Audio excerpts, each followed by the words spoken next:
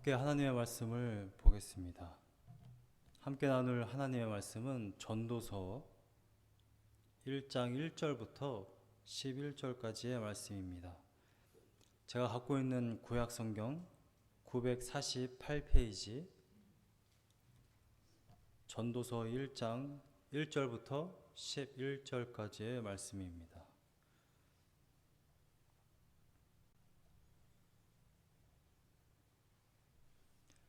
다 찾으신 줄로 알고 제가 봉독하겠습니다. 다윗의 아들 예루살렘 왕 전도자의 말씀이라. 전도자가 이르되 헛되고 헛되며 헛되고 헛되니 모든 것이 헛되도다.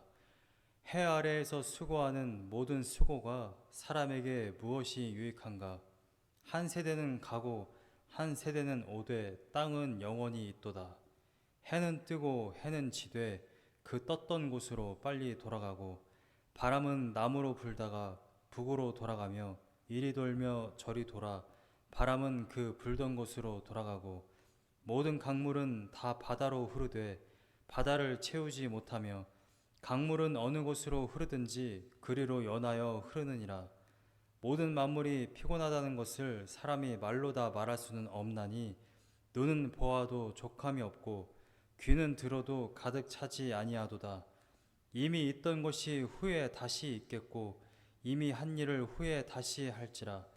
해 아래에는 새 것이 없나니 무엇을 가리켜 이르기를 보라 이것이 새 것이라 할 것이 있으랴. 우리가 있기 오래전 세대들에도 이미 있었느니라. 이전 세대들이 기억됨이 없으니 장래 세대도 그 후 세대들과 함께 기억됨이 없으리라. 아멘.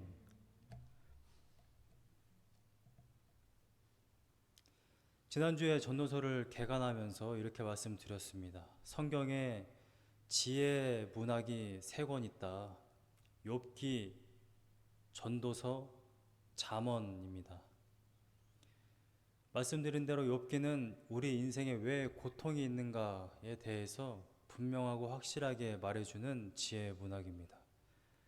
잠언은 실제적인 그러한 지혜들이 굉장히 많이 있습니다. 생활 속에서 말은 어떻게 해야 되는지, 이웃 관계는 어떻게 해야 하는지, 어떠한 생활을 해야 하는지 쓰여져 있는 것이 바로 잠언입니다. 지혜 문학 가운데 학자들도 가장 어려워하는 것이 바로 전도서입니다. 인생이란 도대체 무엇인가? 여러분들이 세월을 살아오면서 나름대로의 인생이란 바로 이런 것이다 라는 것이 우리 안에 있습니다. 많은 철학자들이 이야기했어요. 인생이란 이런 것이다.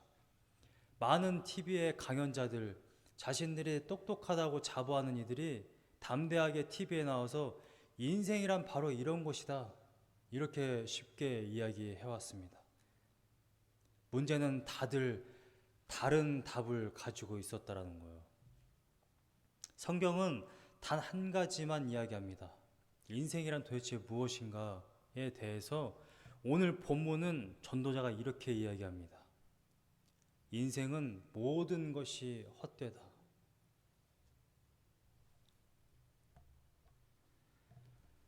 찰리 채플린 여러분 아십니까?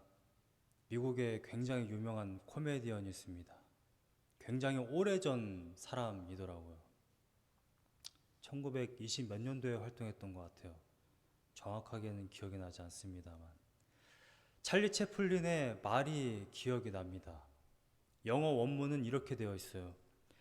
Life is a tragedy when seen in close-up, but a comedy in long shot. 인생은 가까이서 보면 비극이고 멀리서 보면 희극이다.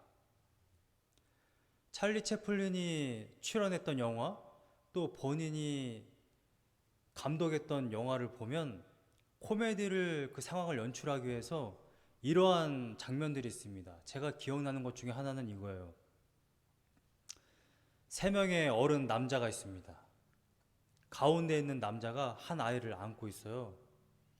아이를 이렇게 앞쪽에서 안고 있으니까 아이는 뒤쪽을 보고 있습니다. 두 손에는 식빵이 들려 있는 것 같아요. 흑백이고 굉장히 멀리서 촬영한 거기 때문에 정확하게 뭘 들고 있는지 모르겠는데, 그런데 이 아이를 안고 있는 이 아버지는 옆에 있는 어떤 동료 아저씨와 이야기를 하고 있는 중입니다. 그런데 이 아이를 안고 있는 이 아버지 뒤에 바로 이 찰리 채플린이 서 있어요. 근데 찰리 채플린이 뒤에서 이렇게 보니까 이 아이가 자기를 쳐다보고 있고 식빵 2개를 이렇게 두 손으로 들고 있는 겁니다. 찰리 채플린이 마침 서 있는 곳이 어떤 가게였어요. 그 가게에서 초콜릿인지 잼인지를 이렇게 손으로 듬뿍 풉니다. 그건 식빵에 발라요. 아이가 들고 있는 식빵에. 자기 식빵이 아닌데. 그래서 다 바르고 나더니 이렇게 가만히 있다가 아버지가 안 보는 틈을 타서 아이가 들고 있는 식빵을 한 입 베어 먹습니다. 이 장면을 본 사람들은 그 장면들에 웃는 거죠. 이 아버지가 딱 뒤돌아보면 이 아이의 입을 닦아줍니다. 아이는 먹지도 않았는데. 그러니까 이 코미디는 멀리서 전체 상황을 봐야 아, 이게 웃긴 일이구나 라는 걸 알아요. 저는 전도서를 보면서 그 찰리 채플린의 그 말과 그 장면이 생각났어요. 지금 전도자는 인생을 굉장히 크게 보고 있는 것 같습니다. 근데 사실 가까이서 보면 우리는 비극적인 일들이 많습니다. 어떤 때는요, 허리가 아파서 양말 신는 것도 되게 짜증날 때가 있어요. 그런 경험 해보셨습니까? 허리가 아프면 이렇게 양말 신기도 힘들어가지고 몇 가지 방법이 있습니다. 발과 양말을 아내한테 내미는 거예요. 발을 딱 내밀고 아내가 신겨주기를 기다리는 거죠. 혼자 해야 될 때는 벽에 기댑니다. 그래서 겨우겨우 신어요. 가까이서 보면은 굉장히 짜증나고 힘든 일들이 많습니다. 전도자는 인생이라는 것은 그런 것이 아니다. 전체를 바라보면 삶과 죽음 그 사이에 사는 우리들의 인생은 그냥 헛된 거다. 그 자잘한 것 하나하나에 다 신경 쓰며 우리의 삶을 열중할 필요 없다. 애쓰며 살 필요 없다. 우리의 삶은 죽으면 다 끝나는 거다. 헛된 것이다 라고 이야기하고 있는 것입니다. 제가 몇 주 전에 해가 쨍쨍한 어느 날 바깥에서 제 뒷머리를 찍었어요. 제 아내가 제 뒷머리를 찍었는데 굉장히 충격을 받았습니다. 흰머리가 너무 많은 거예요. 저는 제가 제 거울을 봤을 때 한 번도 흰머리를 본 적이 없어요. 보이질 않아요. 그런데 가까이서 햇빛 가운데 제 머리를 찍으니까 흰머리들이 막 있는 겁니다. 저는 아내한테 항상 이렇게 말해왔거든요. 우리 집안엔 흰머리가 없다. 나는 우리 아버지한테서도 흰머리를 본 적이 없고 우리 작은 아버지들 가운데서 흰머리를 본 적이 없다. 나한테 흰머리가 있다는 것은 거짓말하는 거다. 그래서 찍어보라고 한 거예요. 찍어보니까 되게 깜짝 놀라고 한 며칠 좀 우울했어요. 정말 나도 40이 되고 나이를 먹은 건가? 근데 우리 아버지도 흰머리가 없는데 왜 난 흰머리가 있지? 조금 우울해지더라고요.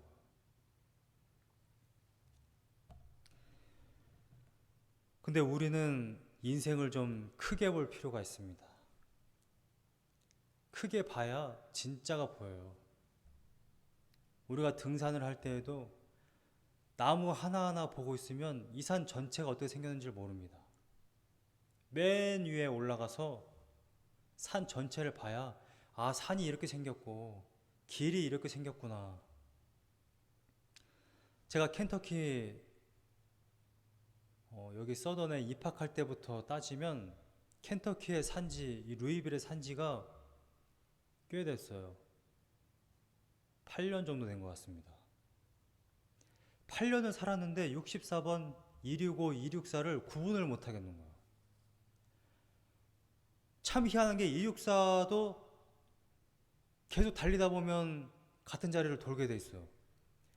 265도 달리다 보면 같은 자리를 돌게 돼 있거든요. 이거 도대체 어떻게 생겨먹은 도로인가? 어느 날 지도를 봤습니다.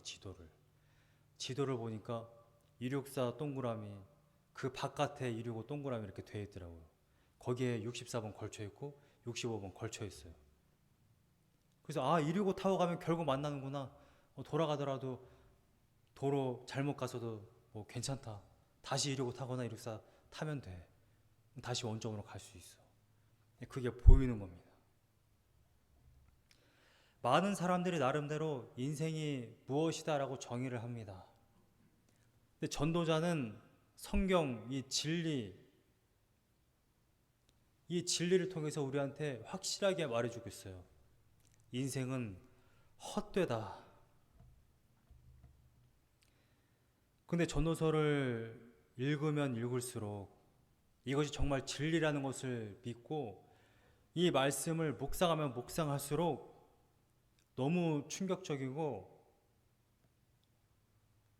그러면 도대체 인생을 어떻게 살아야 되는 거지? 모든 것이 헛되면 내가 숨 쉬는 것도 헛되고, 내가 한 주간 동안 일하는 것도 헛되고, 내가 열심히 지금까지 살아온 것이 다 헛되다면 도대체 이 인생은 뭔가? 라는 생각이 드는 겁니다.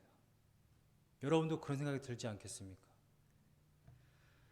헛되다라는 이 표현을 용례를 한번 찾아봤습니다. 용례를 한번 찾아보니까 제가 찾으라고 하기 전까지는 찾지 마세요. 굉장히 제가 많은 성경 구절들을 이야기하거든요. 욥기 7장 16절에 욥기가 아니라 욥이라는 사람이 자기 인생 가운데 고통이 있으니까 이러한 고백을 합니다. 욥기 7장 16절에 내가 생명을 싫어하고 영원히 살기를 원하지 아니하노니 나를 놓으소서, 내 날은 헛것이니이다. 이런 표현을 해요. 온몸에 욕창이 났어요. 근지러워서 기와장으로 온몸을 긁어야 합니다. 자식들이 다 죽었어요. 친구들은 매일같이 저주합니다.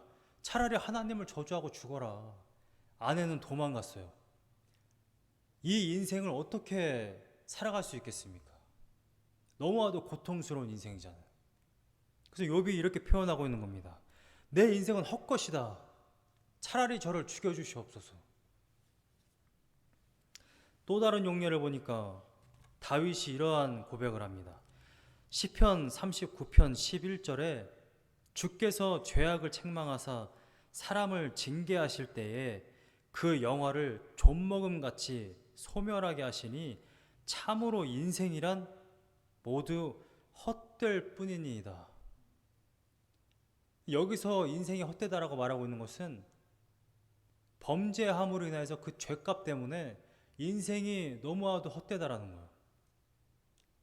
죄를 짓는 인생, 죄 때문에 하나님의 징계를 받는 인생, 그 인생에 어떠한 보람이 있겠어요? 시편 62편 9절에도 인생은 입김보다 경한 것. 겨울이 되면 우리 입에서 입김이 나오지 않습니까? 우리들의 인생이 입김보다도 못하는 거라는 그런 표현을 하고 있는 거예요. 시편 144편 4절에는 지나가는 그림자와 같다. 그림자는 실체도 아니에요. 지나가면 없어지는 겁니다. 아무것도 아니라는 거예요. 야고보서 4장 14절 신약에도 같은 표현이 있습니다. 잠깐 보이다 없어지는 안개와 같다. 우리의 인생이. 저는 욥이나 다윗의 고백은 어느 정도 이해를 합니다. 인생에 고통이 있을 때 이 인생은 그냥 입김보다 경한 거야. 안개와 같은 거야. 아무것도 아니야. 그런 생각할 수 있습니다. 그리고 차라리 인생이 그랬으면 좋겠어요. 내 인생에 고통과 아픔과 고난이 찾아왔을 때. 또 다윗의 고백도 충분히 공감합니다.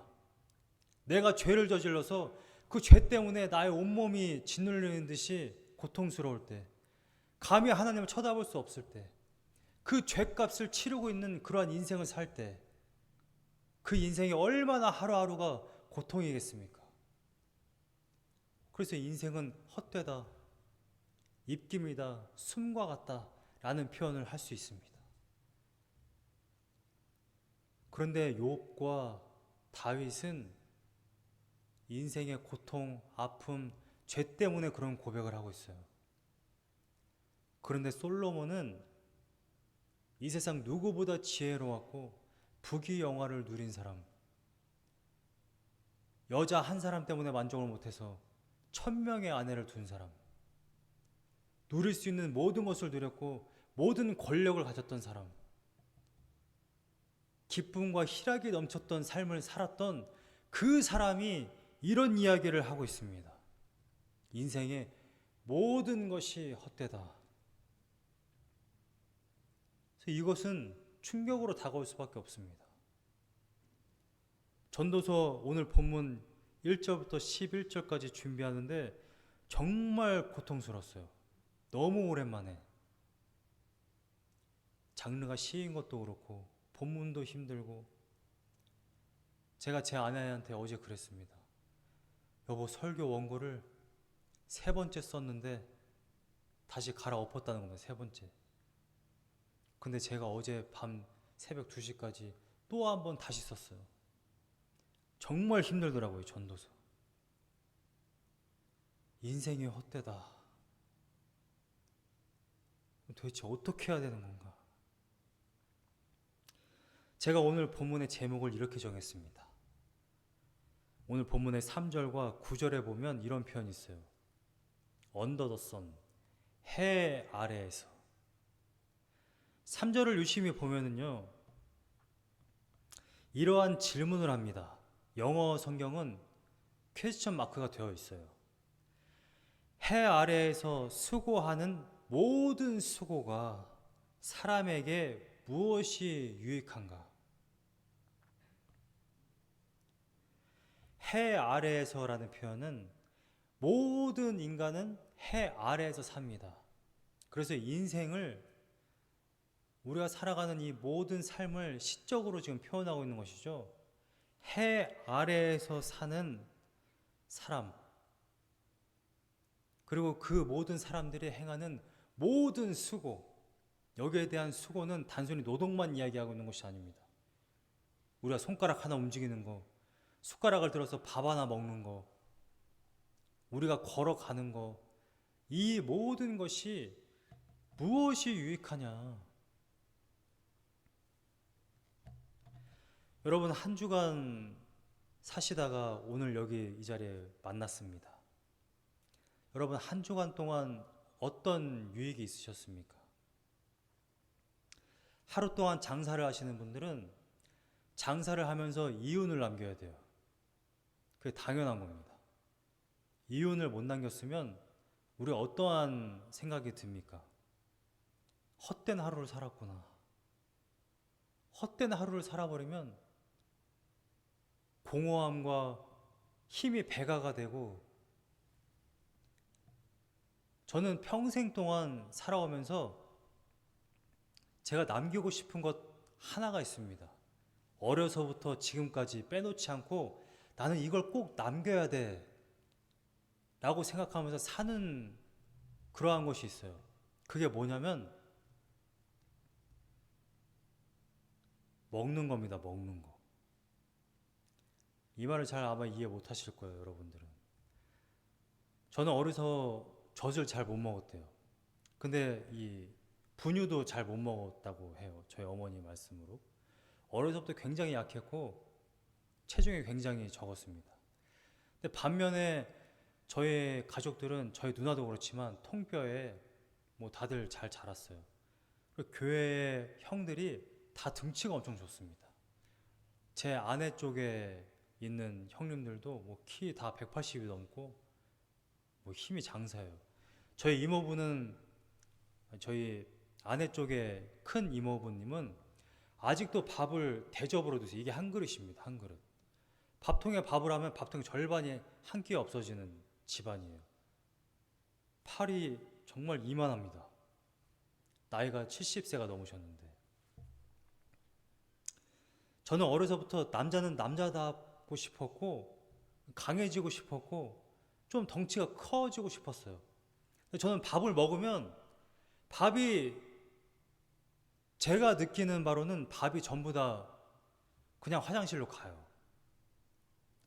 그래서 저는 도대체 이 먹는 밥을 어떻게 내 몸에 남길까? 그걸 평생 고민해왔어요. 선택한 게 운동입니다. 운동. 밥을 먹은 거를 운동을 하면 그게 체내에 남아요. 근데 밥을 먹고 운동을 안 하잖아요. 저는 그러면 먹은 게 그냥 나가버립니다. 저는 그걸 느끼는 사람이에요. 제가 운동 안 하고 가만히 한 달을 있잖아요. 저는 10kg 그냥 빠져버립니다. 코로나 이 사태 동안 제가 몸무게 재보니까 6kg가 빠졌어요. 이걸 굉장히 부러워하시는 분들이 계시는데 살이 안 찌는 사람한테는 굉장히 곤욕이에요. 그래서 저는 먹는 게 운동을 안 하면 먹고 싶지도 않아요. 이 먹는 게 의미가 없어요. 먹는 게 먹어봐야 그냥 또 나가는 거니까. 저는 그냥 그렇습니다. 여러분 한번 생각을 해보세요. 2절에 전도자가 이르되 헛되고 헛되며 헛되고 헛되니 모든 것이 헛되도다. 입도 아파요. 헛되다는 말을 5번이 나오고 있습니다. 영어 성경 뭐 ESV, NASB, 원어 그대로 직역한 성경들은 문법을 살려서 이렇게 표현합니다. Vanity of vanities. 최상급의 표현을 하는 거예요. 헛된 것들 중에 헛된 것. 지금 이 한글 성경은 원어가 그냥 나열해져 있는 그대로 그냥 5번 썼지만 최상급의 표현, 헛된 것들 중에 헛되다라는 표현을 최상급의 문법을 써서 3번이나 얘기하고 있는 게 바로 이 2절의 말씀이거든요. 그런데 한번 생각해 보세요. 여러분들이 한 주간 동안 정말 열심히 살았어요. 평생 동안 열심히 공부했습니다. 죽으라고 열심히 해서 하버드 갔어요. 서울대 갔어요. 노력해서 집을 사고 죽을 때쯤 되니까 자녀들도 있고, 근데 그 모든 것이 헛되다라고 지금 전도자가 이야기하고 있는 겁니다. 성경을 진리라고 받아들이고 그대로 읽는다면 그게 맞아요. 지금 성경이 말하고 있는 거는. 여러분들이 몇 분 동안 걸어서 몇 분 동안 차를 타고 이곳에 온 것 헛된 겁니다. 여러분이 오늘 아침에 밥 먹은 거 헛된 거예요. 여러분이 한 주간 동안 열심히 산 거, 여러분들이 평생 동안 열심히 노력한 일들, 그 모든 것들은 헛된 겁니다. 제가 성경의 진리라는 것을 믿고 정말로 그냥 선포하는 건 우리들의 모든 인생, 여러분들이 움직이는 모든 것은 다 헛됩니다. 헛된 것들 중에 헛된 것.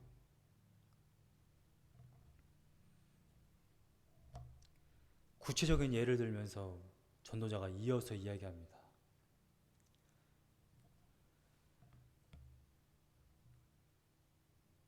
오늘 본문에 해, 바람, 강물, 이 모든 것들이 우리들을 족하게 할 수 없다. 그 다음에 해 아래 새 것이 없다. 9절에 우리가 죽어서 어떤 것도 어떤 사람도 우리를 기억해 주지도 않는다. 우리들의 모든 인생은 헛되다. 2절에서 헛되다는 말을 5번 반복했고 또 많은 예를 들면서까지 확실하게 지금 이야기하고 있어요. 우리들의 인생은 헛되다. 솔로몬이 헛되다, 모든 인생이 헛되다라는 말을 하는 이유가 있습니다. 4절과 11절을 보면요, 이게 구조를 보면 이렇게 되어 있습니다. 4절과 11절은 평행, 히브리의 시를 해석할 때 평행법이라는 것이 있어요. 같은 의미를 다른 표현을 써서 같은 말을 반복하고 있는 것, 그것이 4절과 11절입니다. 4절과 11절 사이에 그것을 논증하는 것, 그것이 바로 그 중앙에 지금 있습니다. 4절의 초반을 보면 한 세대는 가고 한 세대는 오대라는 표현을 하고 있어요. 시적인 표현입니다. 한 세대는 가고, 우리가 그냥 봐도 한 세대는 죽는다라는 지금 표현을 하고 있다는 것을 알 수 있습니다. 한 세대는 오대, 한 세대는 또 태어나고 있다라는 표현을 쓰고 있는 것이죠. 11절을 보면 이전 세대들이 기억됨이 없으니 라는 표현을 쓰고 있습니다. 이전 세대들이 죽으면 기억되지 않는다. 기억이라는 것은 우리가 계속해서 기억을 하면 그 어떤 사람은 후손의 기억 속에 계속해서 살 수 있거든요. 그러면 그것은 영원 불멸을 이야기하고 있는 겁니다. 그런데 기억됨이 없다라는 표현을 쓰고 있다는 것은 죽으면 아무것도 아니다. 우리들의 인생은. 우리는 갓난아기에 어머니 뱃속에서 태어나서 어디로 달려가고 있냐면 죽음으로 그냥 달려가고 있는 거예요. 목적지가 결국 거기서 끝나버립니다. 중간에 다른 목적지가 있는 게 아니에요. 그래서 모든 인생은 죽음 앞에서 봤을 때 우리가 어떤 노력을 하든 일을 열심히 하든 우리가 걸어가든 뛰어가든 그 모든 것이 헛되다라는 이야기를 하고 있는 것입니다. 얼마만큼 헛되냐. 5절에 보면 이런 표현을 씁니다. 해는 뜨고 해는 지되 그 떴던 곳으로 빨리 돌아가고 해가 아침에 뜹니다. 일출. 저녁에 져요. 일몰. 근데 그 다음날 보니까 해가 또 떠요. 반복적으로 계속해서 순환합니다. 여기에 어떠한 업적이나 새로운 것이 있습니까? 없어요. 그냥 뜨고 사라지고 다음날 되면 또 뜹니다. 4절에 한 세대는 가고 한 세대는 오되라는 표현을 쓰고 있다는 것은 우리가 태어났고 죽으면 또 한 세대가 오고 그 다음에 그 한 세대는 또 죽고 또 오고 근데 거기에는 어떠한 의미도 없다라는 거예요. 6절에 바람은 남으로 불다가 북으로 돌아가며 바람이 남쪽 방향으로 불었는데 남쪽으로 계속 불다가 갑자기 북쪽으로 불어요. 가던 방향의 반대 방향으로 지금 불고 있는 겁니다. 그러면 남쪽으로 불던 그 바람의 그 진행 방향은 아무런 의미가 없는 거예요. 남쪽으로 불었는데 다시 반대 방향으로 오니까 결국 원점이잖아요. 7절에 보면 모든 강물은 다 바다로 흐르되 바다를 채우지 못하며 여러분 우리가 이런 표현을 많이 씁니다. 해발 몇 미터, 백두산 해발 몇 미터, 한라산 해발 몇 미터 그게 해수면을 이야기하고 있는 것이거든요. 기준점이에요. 해수면이. 강물이요 여러분들 아시는 대로 산에서부터 출발합니다. 비가 와서 산에서 계곡을 이뤄서 강물을 이루고 강물이 흘러서 바닷물로 다 흘러 들어가요. 그런데 여러분 바닷물이 몇 센치 늘고 또 채워지고 해서 점점 육지가 없어지느냐? 그렇지 않다라는 거예요. 강물이 열심히 흘러서 바닷물로 흘러 들어가는데 바닷물이 다시 수증기가 되어 구름을 이루고 다시 비가 되어 또 계곡에서 흐르고 강물이 되어 다시 바다로 흐릅니다. 그냥 순환하고 반복해요. 이건 새로운 것이 없습니다. 그래서 8절에 이러한 고백을 하는 것입니다. 모든 만물이 피곤하다는 것을 사람이 말로 다 말할 수는 없나니 자연을 한번 잘 관찰해 보세요. 정말 피곤하게 수고를 많이 하고 있습니다. 단 한시도 쉬지 않아요. 우리들의 삶이 이와 같다는 거예요. 우리는 단 1초도 쉬지 않고 쉼없이 움직이고 쉼없이 일합니다. 우리는 나름대로 목적을 가지고 있어요. 돈을 벌어야 해서, 먹고 살아야 해서, 건강하기 위해서. 그런데 8절에 이런 고백을 합니다. 눈은 보아도 족함이 없고 귀는 들어도 가득 차지 아니하도다. 모든 만물에 수고가 있어요. 정말 열심히 삽니다. 모든 만물이 그렇듯이 우리들의 인생 또한 마찬가지예요. 그런데 우리들의 눈에 만족함이 없어요. 만족함이. 여러분 만족함이 있습니까? 귀는 들어도 가득 차지 아니하도다. 듣는 모든 소식들, 음악도 어떤 한 음악을 딱 들으면 와, 이 노래가 내 인생 노래야. 죽을 때까지 이 노래만 반복해서 들어야지. 저희도 제 아내도 그렇고 저도 똑같은데 어느 날 굉장히 좋은 노래를 딱 듣게 되잖아요. 그럼 한동안 그 노래만 들어요. 정말 지겹게. 차에서도 틀고 집에서도 틀고 컴퓨터에서도 계속 그 노래나 찬양을 틀고 계속 그 찬양을 듣습니다. 그런데 어느 시점이 되면 계속 들었던 그 음악이 지겨워져요. 다시 나의 영혼을 흡족하게 해줄 그런 노래가 없을까? 다시 찾습니다. 모든 만물이 정말 피곤하게 움직이지만, 우리가 정말 열심히 살지만, 열심히 움직이지만 만족할 수 있는 것이 없다는 거예요. 9절 말씀에 이미 있던 것이 후에 다시 있겠고, 이미 한 일을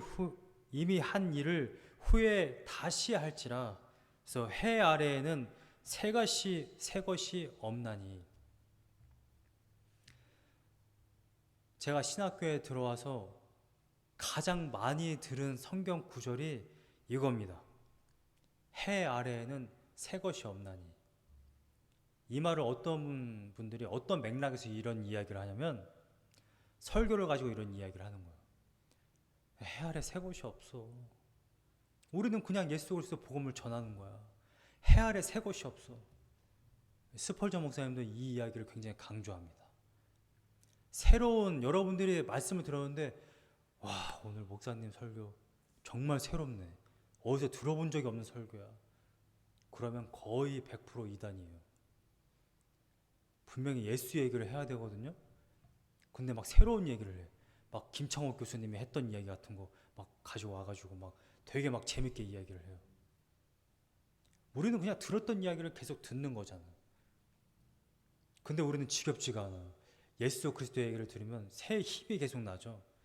굉장히 신기한 일이고, 그걸 가지고 또 계속 힘이 나고 막 기쁘고 막 하다고 하는 걸 보면 또 우리도 뭐 제정신은 아닌 것 같아요. 똑같은 얘기를 계속 듣고 있는데, 제 2년 동안 똑같은 얘기를 계속 반복하고 있는데 계속 여기서 먹고 살고 있잖아요. 저를 쫓아내지 않고. 정말 신기한 일이지 않습니까? 해 아래 새 것이 없다. 매년마다 아이폰이 나와요. 우리는 그걸 기다립니다. 근데 받아보면 또 별로 새로운 것도 없어요. 제 지금 아이폰의 상태는 이래요. 저는 6인데 지금 좀 있으면 12가 나오거든요. 그럼 6, 7, 8, 9, 10은 없지만 지금 11 나왔고 굉장히 옛날 거 쓰고 있습니다. 제 핸드폰은 카톡을 딱 열잖아요. 카톡을 이렇게 앱을 딱 클릭하면 한 12초 정도 걸려요. 누군가 카톡을 와서 딱 하면. 그리고 한 하루 만에 카톡을 열잖아요. 그럼 다시 비번을 쳐야 돼요. 제가 쓰긴 쓰지만 제일 싫어하는 기업이 있는데 바로 그 사과 회사예요. 이 사람들은 기존 거를 자꾸 느리게 해가지고 새로운 것을 사게끔 하는 이 악덕 기업. 그러지만 안 살 수는 없는. 근데 막상 사보면 그냥 조금 빨라진 것 뿐이에요. 새로운 것이 별로 없습니다. 10절에 이어서 이렇게 이야기합니다. 무엇을 가리켜 이르기를 보라 이것이 새 것이라 할 것이 있으랴. 우리가 있기 오래전 세대들에도 이미 있었느니라.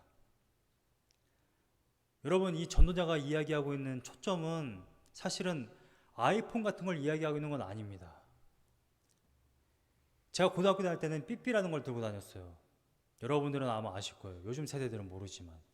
삐삐에 비해 지금 스마트폰은 정말 어마어마한 겁니다. 저희가 고등학교 때 우스갯소리로 그런 얘기 했어요. 일본에 누가 놀러 갔는데, 내 친구가 놀러 갔는데, 일본에서 딱 전화를 했는데 우리가 서로 얼굴을 보면서 이야기를 하면 되게 좋겠다. 근데 그런 날이 있을까? 저희가 왜 그런 대화를 했었냐면, 정말 친하게 지냈던 친구가 유학을 갔어요. 헤어진 게 너무 아쉬운 거예요. 그래서 그런 이야기를 했던 거예요. 야, 우리가 이렇게 헤어져도 얼굴을 볼 수 있으면서 그렇게 통화를 하는 시대가 왔으면 좋겠다. 그런 이야기를 했거든요. 그 삐삐 세대와 지금 이 스마트폰 시대는 완전히 다르죠. 완전히 새로운 겁니다. 근데 전도자가 이야기하고 싶은 건 이런 겁니다.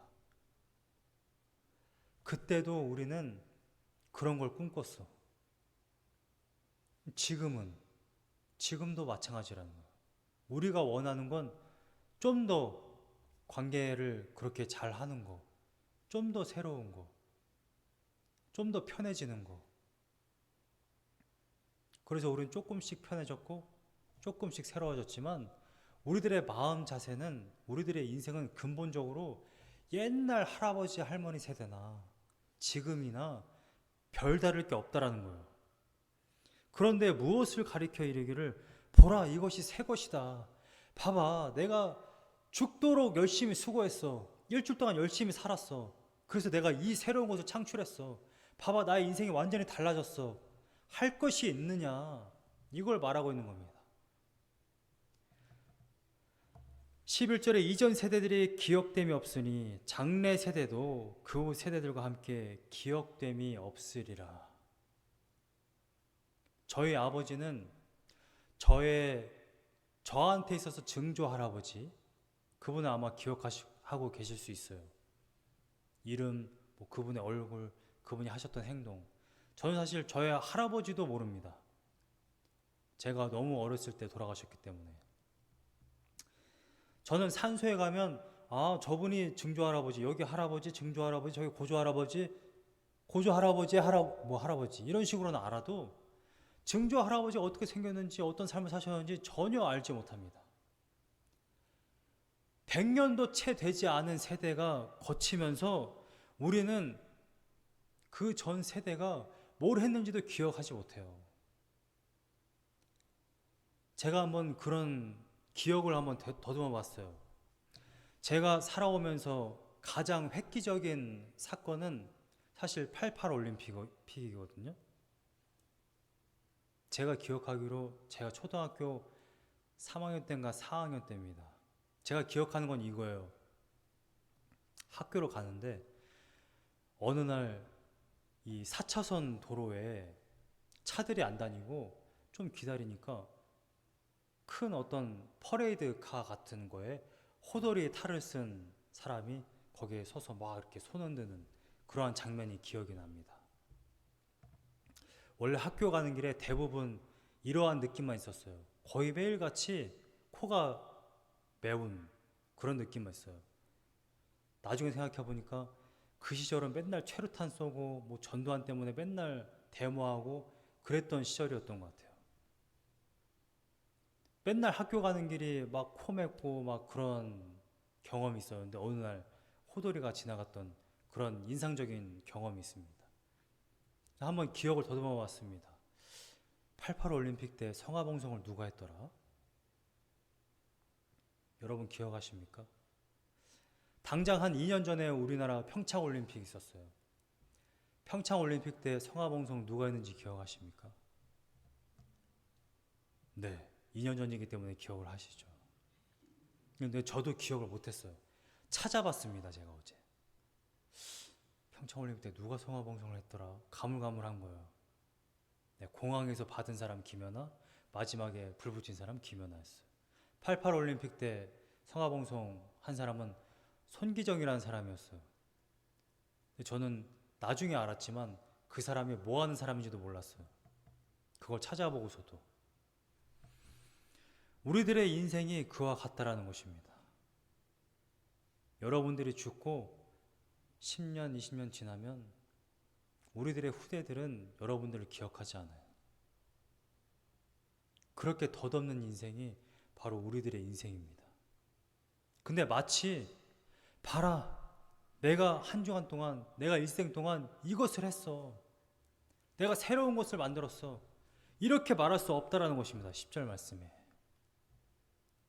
인생은 덧없어요. 내가 하는 행동 하나하나 그 어떠한 것도 무의미합니다. NIV는 이렇게 번역했습니다. meaningless, 의미가 없음. 그런데 우리가 무엇을 자랑할 수 있겠냐는 거예요. 근데 우리는 자꾸만 자랑하고 싶어요. 아주 작은 것 하나에. 죽으면 없어지는 것이고 아무도 기억해주지 않는 것이고 정말로 헛된 것일 뿐인데 그것이 인생인데 우리는 자꾸만 자랑하고 싶고 내 수고에 대한 어떤 업적을, 어떤 결과를 보고 싶어 합니다. 전도서를 가만히 묵상해 보니까 전도서는 철저하게 복음적입니다. 정말 복음적이에요. 여러분 복음이 무엇입니까? 예수 그리스도 십자가로 말미암아 우리가 구원을 받았다. 그게 복음의 핵심이잖아요. 예수 그리스도가 없으면 우리 인생은 이와 같아요. 아무것도 아니에요. 여러분들의 인생이 무의미에서 유의미, 의미가 있는 인생이 되려면 예수 그리스도의 십자가가 반드시 필요합니다. 성경은 창세기부터 이야기해요. FCF, The Fallen Condition Focus. 모든 인생은 타락했다. 완전히 타락했다. 아무것도 없다. 그래서 이거 신학적으로 이렇게 표현합니다. Total Depravity. 완전한 타락, 완전한 무능력, 아무것도 할 수 없는 상태. 바리새인을 가지고 예수님이 이렇게 말씀하십니다. 회칠한 무덤에 있는 그 냄새나는 송장과 같은 인생. 우리들의 인생은 원래 그런 인생이에요. 죽어있는 인생, 아무것도 할 수 없고 아무런 능력이 없는 인생. 우리는 인생을 살아가면서 뭔가를 할 수 있는 것 같고 내가 움직이니까 무언가 유의미한 것 같지만 사실은 아니라는 거예요. 그냥 죽으면 끝이에요. 아무것도 아니에요. 노력할 필요도 없고 아무것도 아니니까. 그런데 우리의 인생은 완전히 달라집니다. 예수 그리스도의 십자가로 말미암아 구원을 받은 인생은 생명을 얻었어요. 하루하루 살아가는 것이 완전히 달라지는 겁니다. 그래서 갈라디아서 3장 4절에 우리가 이미 살펴본 바대로 사도 바울이 이렇게 질문하는 겁니다. 너희들이 성령 받은 것이 헛되냐? 과연 헛되냐? 헛될 수가 없다라는 거예요. 우리는 다른 인생들처럼 죽으면 끝나는 인생이 아니거든요. 제가 오늘 본문을 가지고 신앙적인 유비로 인해서 다른 것을 들고서 이야기하는 것 같습니까? 전도서 12장 마지막 장에 결국 이야기하잖아요. 5장에도 똑같이 이야기합니다. 그러므로 하나님을 경외하라. 하나님을 찾으라는 겁니다. 모든 인생은 헛되고 무의미하기 때문에 우리가 유의미하려면, 바람직한 인생을 살려면 하나님을 찾아야 된다. 늦기 전에, 조금이라도 늦기 전에, 조금이라도 더 빨리 하나님을 찾아야 한다. 전도서가 이야기하고 있는 것입니다. 고린도전서 15장을 한번 같이 보기를 원합니다. 고린도전서 15장 58절에 오늘 전도서 본문에서 말한 것과 완전히 반대되는 이야기가 쓰여져 있습니다. 고린도전서 15장 58절, 고린도전서 16장 바로 위에 있는 구절인데 이렇게 쓰여져 있습니다. 그러므로 내 사랑하는 형제들아, 견실하며 흔들리지 말고 항상 주의 일에 더욱 힘쓰는 자들이 되라. 이는 너희 수고가 주 안에서 헛되지 않은 줄 알미라. 전도자는 이렇게 분명하게 이야기했습니다. 우리가 하는 수고, 모든 수고는 헛되다. 그런데 사도 바울은 완전히 반대말을 해요. 너희 수고가 주 안에서 헛되지 않은 줄 알미라. 58절에 위에 구절을 한번 보세요. 55절을 보면 이런 말씀이 있습니다. 이건 호세아 선지자가 이야기한 것을 인용한 것인데, 사망아 너의 승리가 어디 있느냐? 사망아 내가 쏘는 것이 어디 있느냐? 56절에 사망이 쏘는 것은 죄요, 죄의 권능은 율법이라. 57절에 우리 주 예수 그리스도로 말미암아 우리에게 승리를 주시는 하나님께 감사하노니. 사망이 무엇입니까? 죽음이 도대체 무엇이에요? 여러분, 믿는 자들에게 죽음이 뭐야? 이런 반응이 당연한 겁니다. 사망? 그게 뭐야? 우린 결국 부활할 건데? 죽음으로 끝나는 인생이 아닌데? 누가 내 앞에서 죽음을 이야기해? 누가 우리 앞에서 사망을 이야기해? 그거는 믿음이 없는 자들이 하는 이야기지. 죽음 앞에서 모든 인생은 헛되지만 우리는 아닙니다. 우리는 예수 그리스도로 말미암아 죽음을 이긴 자들이에요. 오늘 본문의 전도서 1장의 3절을 보면 해 아래에서 수고하는 모든 수고가 무엇이 유익한가라고 질문하는데 목적어가 있습니다. 목적 대상. 사람에게 무엇이 유익한가라고 지금 질문을 해요. 사람에게. 여기서 말하는 사람은 원어를 보니까 아담이에요. 아담. 제가 시편 수요일 날 나눌 때 말씀을 드렸습니다만 존귀한 사람을 표현할 때는 이쉬라는 표현을 씁니다. 이쉬. 존귀한 사람이라는 말이에요. 아담이라는 표현을 쓸 때는 성경의 대부분 용례가 이런 것입니다. 물론 신약사전에서 이미 정리를 해놓은 것이지만 비천한 사람, 허무한 사람, 자신의 죄 때문에 죽을 운명에 처한 사람, 자신의 죄 때문에 흙으로 왔으니까 흙으로 돌아가는 자라는 표현을 할 때 이 아담이라는 표현을 써요. 해 아래에서 수고하는 모든 수고가 사람에게 무엇이 유익한가라고 지금 이야기하고 있는 거예요. 첫 번째 아담은 우리에게 죽음을 가져왔습니다. 이게 성경이 이야기하고 있는 거예요. 그런데 두 번째 아담인 예수 그리스도는 우리에게 사망을 이기는 권세를 주셨습니다. 본인이 사망을 이기고 부활하셨고 우리 또한 부활할 것입니다. 이게 성경이 말하고 있는 바예요. 그렇다면 저는 질문을 한번 바꿔봐야 한다고 생각합니다. 우리가 예수 그리스도로 말미암아 사는 이 인생이 내가 지난 한 주간 동안 또 지난 세월 동안 어떠한 유익이 있었는가? 여러분 여기 3절에서 말하는 아담처럼 그냥 죽고 끝나는 인생처럼 그냥 나를 위한 인생, 나의 영광을 위한 인생, 봐라 내가 이러한 업적을 이루었다라고 말하는 그러한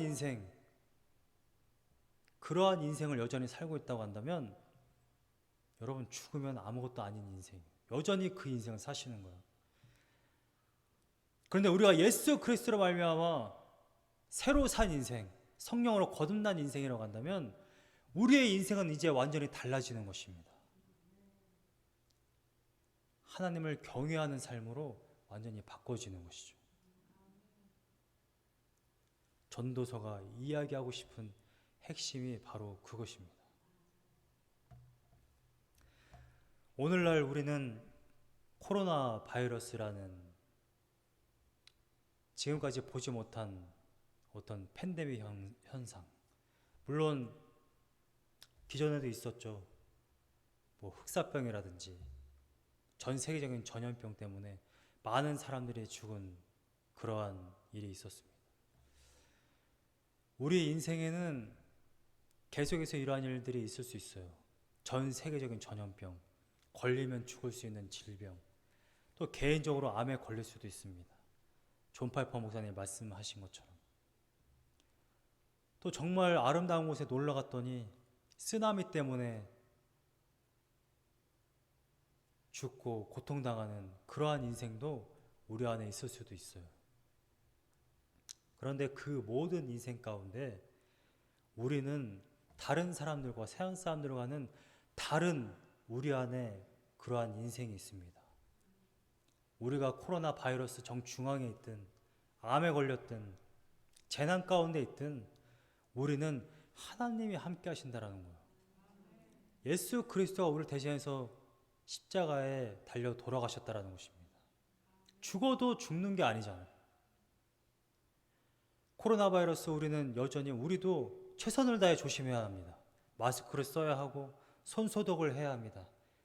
그러나 우리들 마음 가운데는 서양 사람들처럼 막연한 두려움, 불안증, 그러한 삶이 아니라는 것입니다.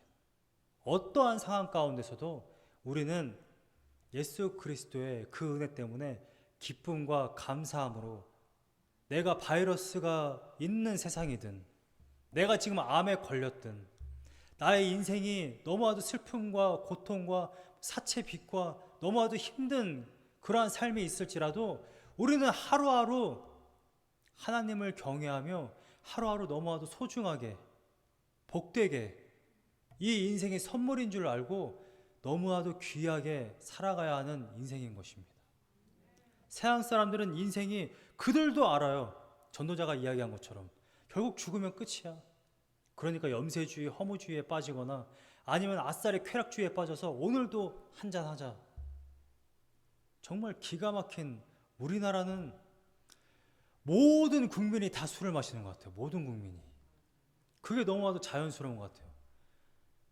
다큐를 보면, 경찰 다큐를 보면 정말 너무 힘들어들었어요. 근데 힘들어하는 이유가 이 주치자들 때문이에요. 19살 먹은 대학생부터 저 나이 먹어서 지금 길거리에 있는 노숙자에 이르기까지, 아니 어떻게 단 한 명도 안 빼놓고 술을 먹는 것 같은 그런 문화. 그게 자연스러운 문화. 어차피 죽어. 마셔. 오늘을 즐겨. 우리는 그런 인생이 아닙니다. 우리 인생은 타락한 인간, 타락한 인생이기 때문에 원래 죽을 수밖에 없는 인생이지만 우리는 그들처럼 살 수가 없어요. 예수 그리스도 때문에 새 삶을 영위한 그러한 인생이기 때문에. 시간이 많이 갔지만 한 이야기를 하고 마치려고 합니다. 찾아보니까 1998년 작품이었는데 1998년도에 굉장히 사실 센세이션한, 저에게 나름대로 충격을 준 영화가 한 편 있습니다. 여러분들 아마 잘 아실 거예요. 트루먼 쇼. 짐 캐리 주연입니다. 짐 캐리, 그 트루먼이라는 이 사람이 응애 하고 태어나면서부터 30살에 이르기까지 그거를 다큐로 찍은 거예요. 본인만 몰라. 전 세계 모든 사람이 이 프로를 보고 있어요. 트루먼이라는 사람이 태어나고 자라고, 그 다음에 이제 성장해서 회사를 다니고 연애를 해서 가정을 꾸리고, 이 모든 과정을 전 세계 사람들이 보고 있습니다. 그걸 찍고 있어요. 트루먼이 다니는 이 회사 길, 집, 그 다음에 해가 뜨고 달이 지는 거, 이게 다 세트예요, 세트. 이게 얼마나 충격적인 영화인지 몰라요, 저한테는. 트루먼이 그 사실을 알고 나서 이 세트장을 벗어나려고 배를 탑니다. 노를 저어서 막 가요. 계속 가다 보니까 부딪혀요, 벽에. 하늘도 세트였던 거예요. 와, 어떻게 그러한 생각을 하고 또 그런 걸 만들었는지 모르겠어요. 근데 저는 그 영화를 보고 그런 생각했어요. 아, 정말 내 인생이 이와 같지 않을까? 하나님은 다 나를 지켜보고 계시고, 때에 따라서 해 띄워주시고, 밤이 되면 달 띄워주시고, 때로는 심심할까봐 바다에 파도도 좀 치게 하시고, 물에도 빠뜨리게 하시고. 아, 우리의 인생이 과연 이와 같지 않을까? 우리의 인생 나만 생각하고 좁은 시야를 가지고 바로 앞에 것만 보고 인생을 살아가면, 아, 나의 인생을 하나님이 주관하고 계시지라는 것을 자꾸만 까먹습니다. 우리는 찰리 채플린의 그 행동을 보고 웃을 수 있거든요. 그런데 가까이서 나의 인생을 바라보면 하나하나 슬픈 일이고 하나하나 내가 해결해야만 하고, 하나님이 나와 함께 하시고 나의 인생을 주관하시고 예수 그리스도가 나를 위해 십자가를 지셨고, 이 사실을 매일마다 까먹을 수밖에 없어요. 근시한 적이 되면, 코로나 바이러스가 있든 질병이 있든 우리는 하나님이 함께 하시고, 아, 예수 그리스도가 나의 모든 인생을 담당하고 계시지, 나의 모든 인생을 대신해서 십자가에 달려 돌아가셨지라는 것을 잊지 않고 사는 인생이 되기를 원합니다. 마태복음 11장 28절, 여러분들이 잘 아시는 그 말씀, 수고하고 무거운 짐진 자들아 다 내게로 오라, 내가 너희를 쉬게 하리라. 할렐루야. 기도하겠습니다. 사랑과 은혜가 많으신 주님, 감사합니다. 예수 그리스도로 말미암아 우리를 구원하시고 우리들의 아픔, 고난, 질병, 그 모든 것, 우리가 고민해야 할 그 모든 것들, 우리가 불안해해야 할 그 모든 인생, 내가 두려움에 떨어야 할 그 모든 것들을 대신해서 십자가에서 해결하시고 돌아가신 그 모든 것들을 소멸하시고 새로운 생명으로 부활하신 예수 그리스도, 우리가 가장 두려워하는 그것, 죽음과 사망을 이기신 예수님, 그 은혜, 그 승리가 우리의 삶 가운데 매일마다 상기되어지고 점철되어지고 함께 인생을 걸어가게 되는 그러한 인생 되기를 원합니다. 예수 그리스도가 없으면, 하나님이 없으면 우리는 얼마나 헛된 인생, 얼마나 무의미한 인생을 살아갈 수밖에 없습니까? 주님, 예수 그리스도로 말미암아 우리의 인생이 새롭게 되었고 무의미한 것이 아니라 매일매일 하나하나가 정말로 너무나도 소중하고 의미 있는 인생이 되게 하심을 너무나도 감사합니다. 이 복된 인생, 주님을 항상 찬양하고 감사하고 영광 돌리며 살아가는 귀한 인생 될 수 있도록 주님께서 함께하여 주시옵소서. 예수님의 이름으로 기도하였습니다. 아멘.